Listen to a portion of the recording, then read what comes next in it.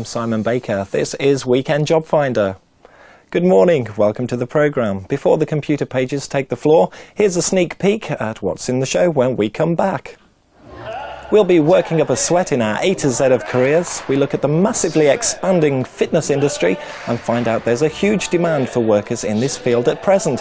Here's the very agile fitness fiend, Kerry Hannon. When we're recruiting staff, we basically look for absolutely personality, someone who's passionate, someone who's hopefully got like a service industry background, but somebody that's really going to get out on the gym floor, talk to people, communicate, pass on their knowledge to people. If university isn't an option for you, we'll take a look at what's on offer closer to home. In fact, in your home with the Open University. Here's Pat Gowie. Basically, the Open University is a higher education institution which over the past 30 years has developed a teaching and learning method which is basically designed to fit in with students' needs.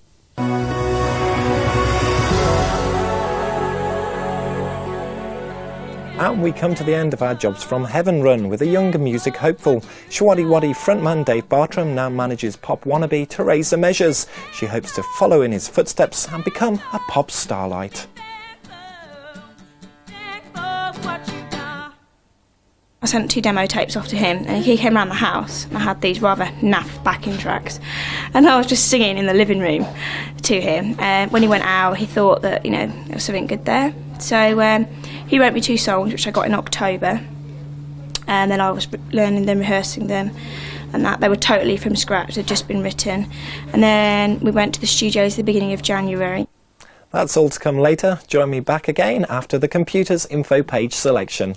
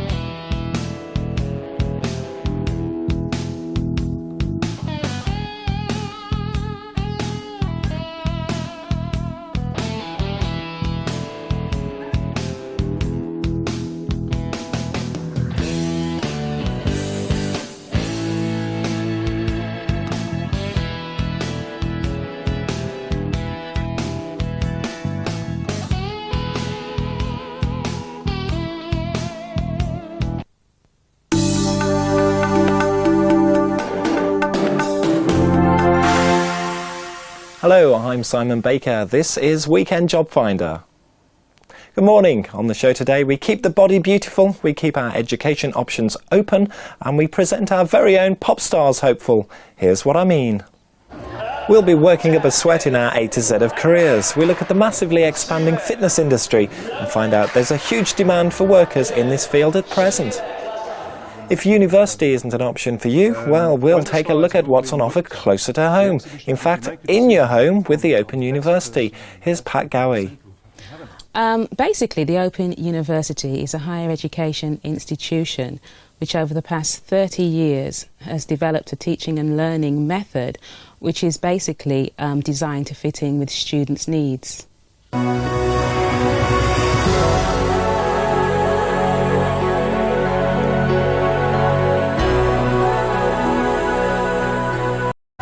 And we come to the end of our Jobs from Heaven run with a young music hopeful. Shawaddy Waddy's lead singer Dave Bartram also manages pop wannabe Teresa Measures. She hopes to follow in his footsteps and become a pop starlight. I sent 2 demo tapes off to him and he came around the house and I had these rather naff backing tracks and I was just singing in the living room to him. When he went out he thought that there was something good there, so he wrote me 2 songs which I got in October, and then I was learning them, rehearsing them, and that they were totally from scratch, they'd just been written, and then we went to the studios at the beginning of January.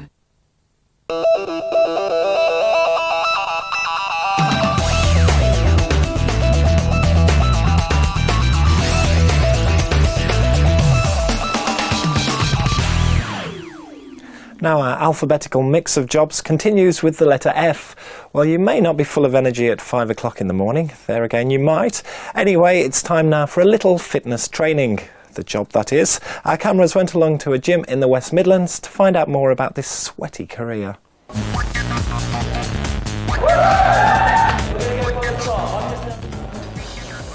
The explosion of the fitness industry in the last few years basically is down to knowledge and education. People realising that the human frame needs exercise in order to maintain itself. Fitness First in itself has, in 7 years, expanded from 1 club to 140 clubs, 80 clubs of which are actually within the UK. The rest are in Europe, Far East, and now we've just expanded into Australia also. Got into the fitness industry about 15 years ago now. Basically wanted to be a professional footballer. Got released from Shrewsbury Town Football Club, which was maybe not such a bad thing.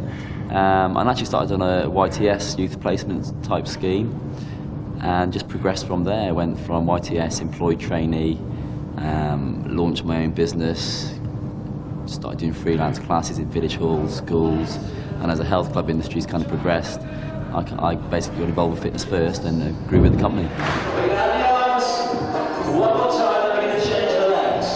There is a shortage within the industry of fitness workers.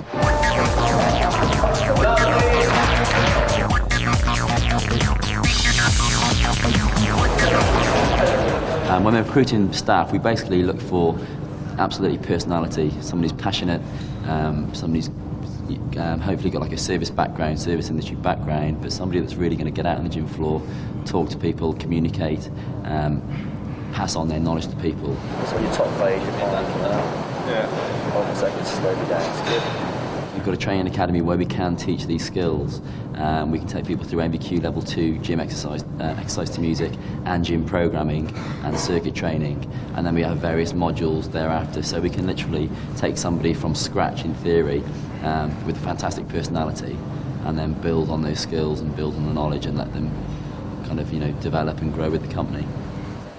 We take them literally straight from school to people that are retired. I think the way the industry is going at the moment, there's a big market, big mature market there for us. And I think obviously if you can take some members of staff on that are maybe a little bit more mature, they're going to relate to the market that we're kind of really trying to hit at the moment. So absolutely, if anybody's watching, definitely, it doesn't matter what age you are.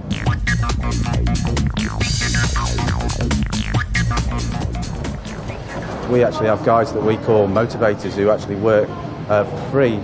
They get a free membership and they only work 5 hours a week. And we've got several of those people who are now, within a very short space of time, become area managers. The perks are that you're working in a fun-filled environment, you meet lots and lots of nice people, it's warm, it's friendly, it's not stressful, it's good for you, obviously exercise is good for you. The perks are endless really, and you can also go and travel the rest of the world. Once you're qualified, you can go to Fitness First in the rest of the world, or you can go, just basically over to America or with any of the other companies that are out there. The fitness industry is a fantastic, rewarding job. I mean, you see on a day-to-day basis, you're changing people's lives. It may sound a bit cheesy, but we see people, depending on what their goals are, if they want to put weight on, not so much lose weight, but if they want to put weight on, you see those results. If people want to come in and lose weight, you see those results. If they want to run a marathon in 6 months' time, up to you basically. It's what you put into it. You get what you give.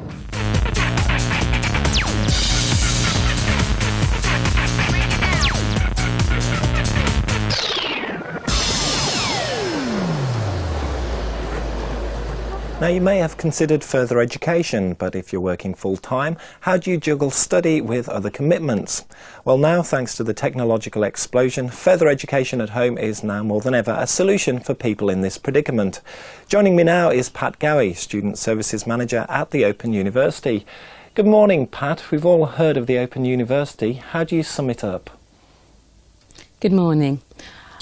Basically, the Open University is a higher education institution which over the past 30 years has developed a teaching and learning method which is basically designed to fit in with students' needs. Who are the courses aimed towards? Courses are actually aimed towards, a broad section of the British public. What it's important to note is that on the one hand, yes, it's a distance learning institution, and so it can't exactly mirror the services and support that students may gain at a traditional university. But on the other hand, it's aimed at those students who are perhaps, as an example, perhaps would have difficulty in accessing a traditional university, whether it be because they're based in a rural community, students with perhaps disabilities, or students that have other commitments in terms of family responsibilities. How has technology influenced distance learning? Well, the Open University has always made use of new technology, initially of course through the Open University television programmes. We've since taken that a stage further by making use of CD-ROMs, the internet and personal computing, which is particularly useful for those students who wouldn't normally be able to access higher education in the way that, say, a traditional university would offer support and services to their students. What support is available for students? I think, as I mentioned previously, the support that the Open University offers couldn't mirror the support that's offered through traditional universities. But there is a range of support which includes tutor support. Students are encouraged to attend tutorials. They're allocated to a tutor. There's support through regional centre staff. Students can also form their own study groups as well. In your opinion, what are the benefits of distance learning as opposed to traditional techniques? I think some of the obvious benefits are the flexibility which distance learning offers students, particularly those students who are not able to access traditional institutions or higher education institutions. The Open University, or I should say distance learning, enables students to take on the challenges of study without having to give up work or give up any sort of family commitments. Students are able to study at their own pace and of course are able to study at home or in a place of their own choosing. Pat Gowie from the Open University, thanks for joining me. Here are the contact details if you'd like to find out more about courses available from the Open University. Call 01908 653 231 or tap into the website shown here.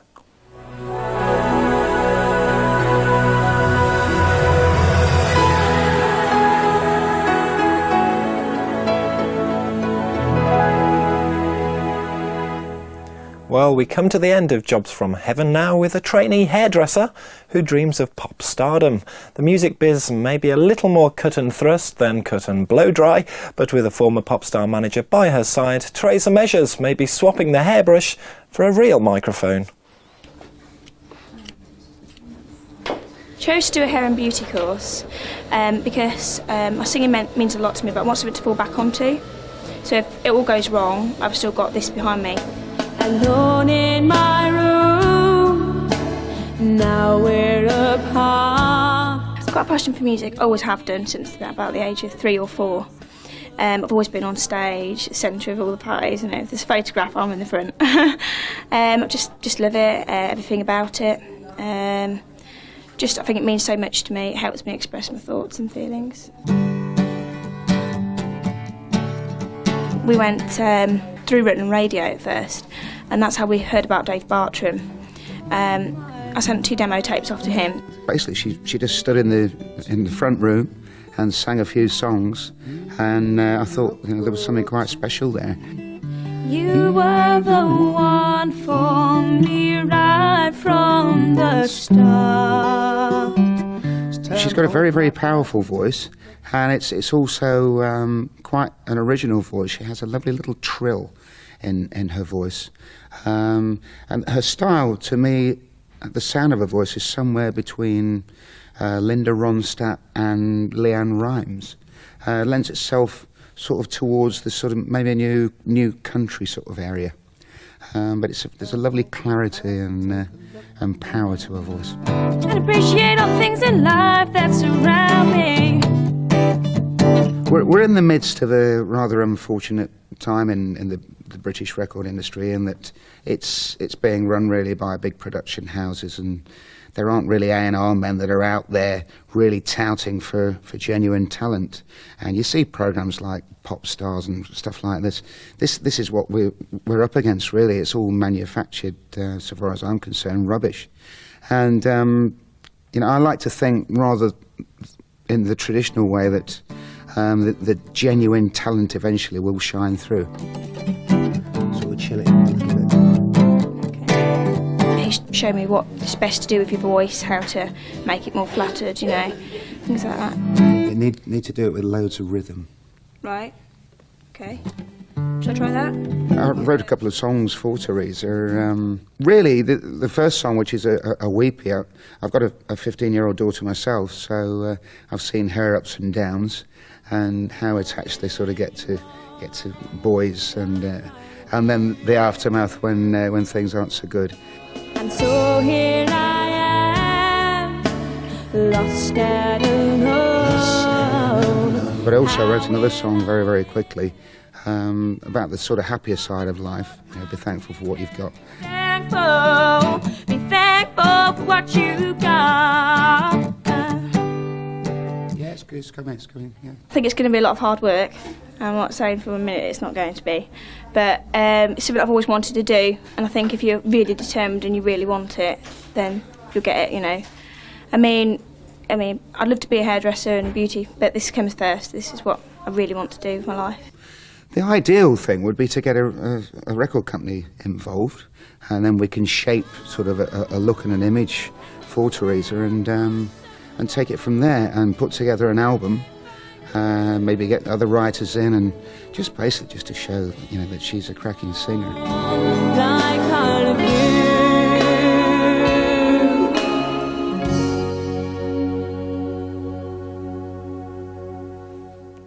We begin a new series of reports soon here on JobFinder.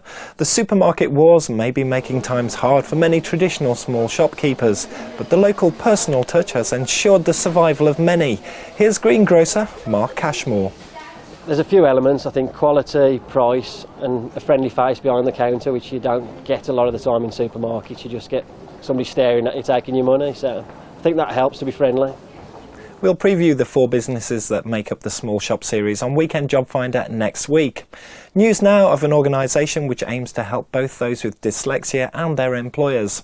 Jane Myers, a project coordinator with the British Dyslexia Association, is on the line now.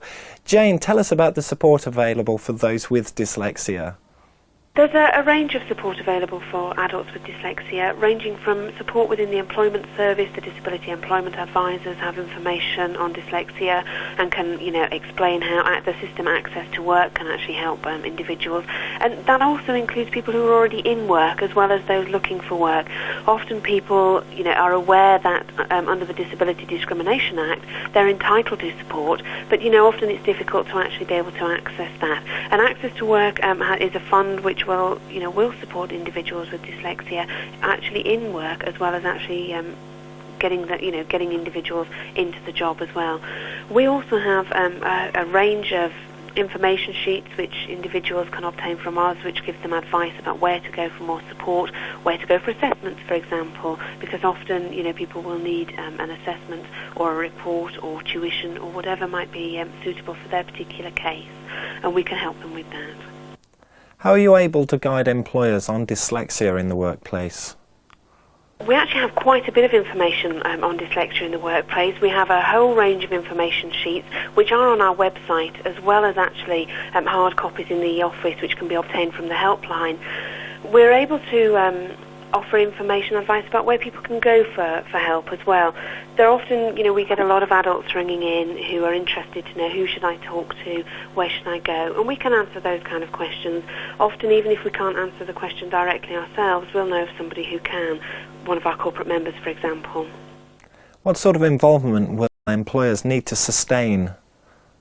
One of the main things that employers can do is contact us for more information. What we've realised is, for dyslexic adults in particular, it's about how employers and other people in the workplace understand dyslexia. Often people assume it's a reading and writing issue, when quite often, people can read and write perfectly well. It may be an organisational issue, for example.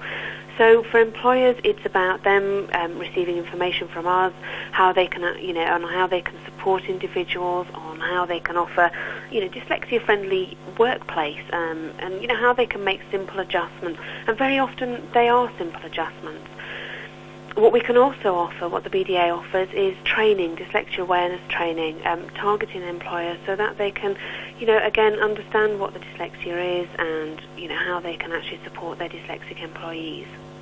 And finally, Jane, tell me what you're able to offer individuals in terms of support.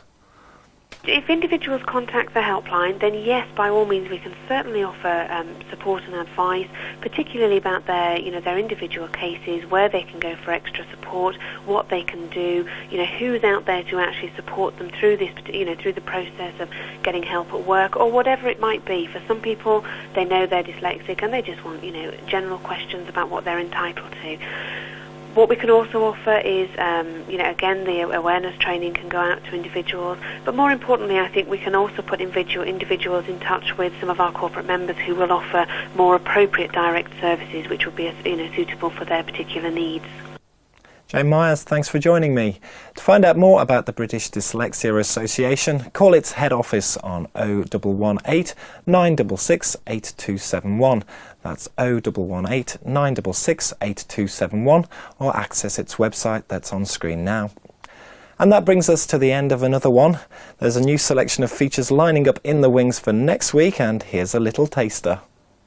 Our careers A to Z parks itself on the letter G, and so we thought we'd visit a garden centre business in the West Midlands. Ashwood Nurseries is certainly keeping abreast of the TV garden show boom. Here's Philip Bork. I think you could almost call the impact of television the Charlie Dimmock factor, for want of a better expression. But there is definitely an impact in that it encourages enthusiasm for the garden. It's not always the information that they give out in the programmes, it's more the enthusiasm to actually get out there and have a go. It's a grim task, but someone has to do it. Funerals take place come rain or, in this case, shine. Lee Wells is a professional gravedigger who works in Northamptonshire. A lot of people are a bit off-put by it, sort of, you can't do that, it's a bit morbid and all this, but it's not. They soon get used to it, and it happens to everybody in the end. You'd be surprised just how many stores you visit are in fact franchises. Expert Mike Matthews has more on this type of business. Well, there are about 600 different franchises at the moment, ranging from the large fast food franchises, many well-known names, to the man in a van type franchise. So there you go, that's all on the way next week. Don't forget, we are always happy to receive your feedback to the programme. Here's how to get in touch. The address to mail us to is Carlton Broadcasting, Gas Street, Birmingham B1 2JT, or drop us an email to the address now on screen. Not forgetting the trusty old helpline for all your queries regarding anything you've seen on the show. Do join us again soon, but from myself and the Jobfinder crew, bye-bye for now.